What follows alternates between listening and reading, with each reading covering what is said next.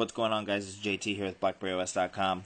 I have an HTC First in my hand right now, and I'm gonna show you guys the latest version of BBM for Android. It's still in beta, but it's running really well so far. So we wanted to just go over the features, show you guys how it's actually working right now, and some pretty cool things that BlackBerry has been able to implement in BBM for Android so far.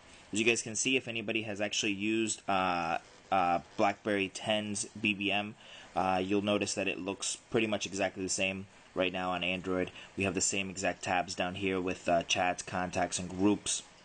The contact layout is pretty standard. Same for groups as well. On the left hand side we have the chats, contacts, group updates, invites, something very similar to what we're used to seeing on BlackBerry 10. So that experience is pretty much exactly the same.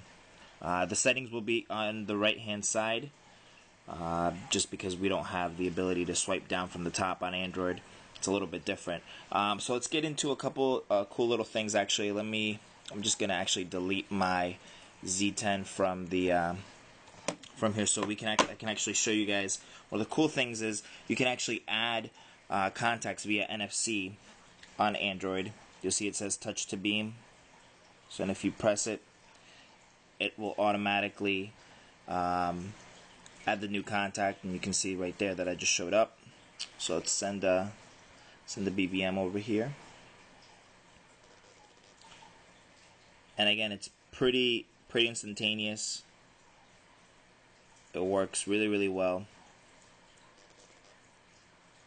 And we have the same exact style layout within the chat as well. The only difference obviously being that the keyboard is going to be, in this case, it's the Google keyboard. But aside from that, you have your emoticons down here. You can attach different files. You can either attach a picture, choose directly from one of your pictures in your gallery, or the voice notes. Right now there's no, you can't share locations or any of that stuff like you can on BlackBerry 10, but this is pretty much the basic in terms of what we can see. One of the cool things that I do want to show you guys is how the actual implementation of a BlackBerry 10 BlackBerry 10 look is shown off here. For example, if you click on a picture, you can see right down here the share button. I mean, this is all BlackBerry 10. It's very similar to what we're used to seeing. This back button right here, this menu button, all this is very much what we're used to seeing on the BlackBerry 10 OS, and it's cool to see that BlackBerry has actually brought this over to the Android operating system within their own app. So they haven't adopted a different style of what their main app should look like, but instead of bringing that feel, that Cascades feel, over to BlackBerry 10. Overall, we've been really impressed so far with how it's functioning. Again, it's solid. We don't have any major issues with it. Actually, let me show you guys something really cool. Just thought that this was pretty awesome. If you actually BBM someone on Android,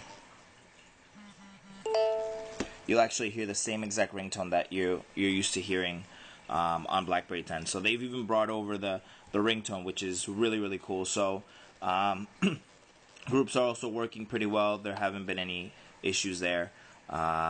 The BBM icon obviously is always present up here to let you know that you're connected.